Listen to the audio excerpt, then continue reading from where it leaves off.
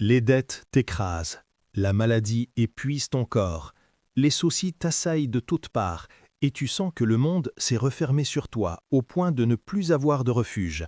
Mais écoute ces paroles avec ton cœur, avant ton esprit. Si tu traverses l'épreuve aujourd'hui, sache qu'Allah n'abandonne jamais son serviteur affligé, et que le soulagement viendra, inévitablement.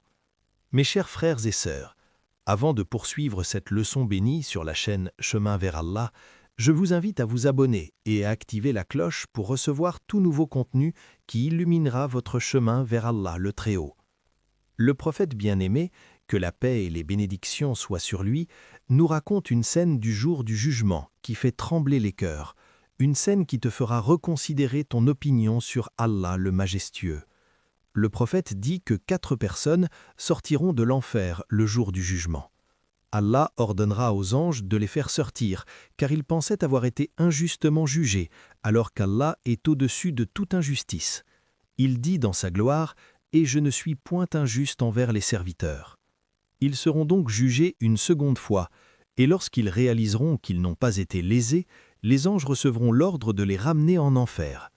Mais attention à ce qui va se passer maintenant. L'un des 4 se tourne vers Allah le béni, alors que les anges le traînent pour retourner en enfer.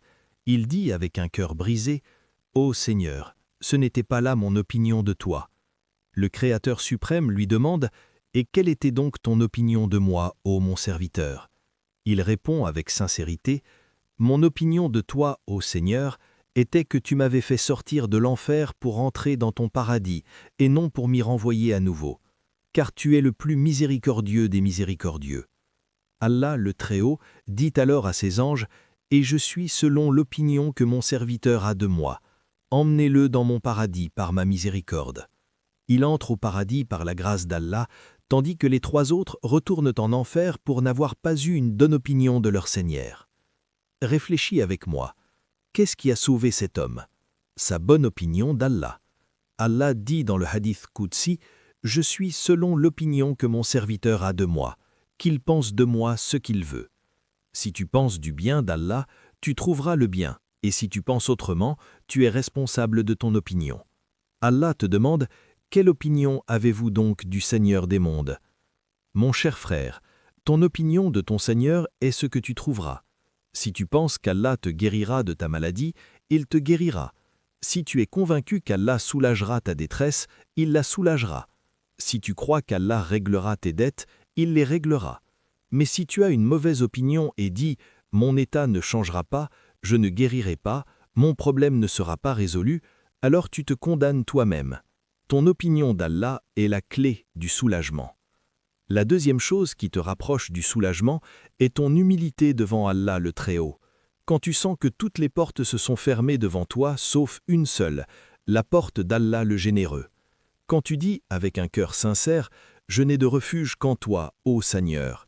Nul guérisseur sauf toi, nul libérateur sauf toi, nulle aide sauf toi. » C'est le moment du véritable appel au secours. Et après l'appel, vient la réponse. Allah dit « Quand vous imploriez le secours de votre Seigneur, il vous exauça. Lève tes mains dans l'obscurité de la nuit et dis « Ô Seigneur, toi dont le royaume n'appartient qu'à lui, toi qui réponds quand je dis « Ô mon Maître, je te désobéis et tu me couvres, je t'oublie et tu te souviens de moi, comment pourrais-je t'oublier toi qui ne m'oublies jamais? Ô Allah, la vie n'est douce que par ton rappel, et l'au-delà que par ton pardon.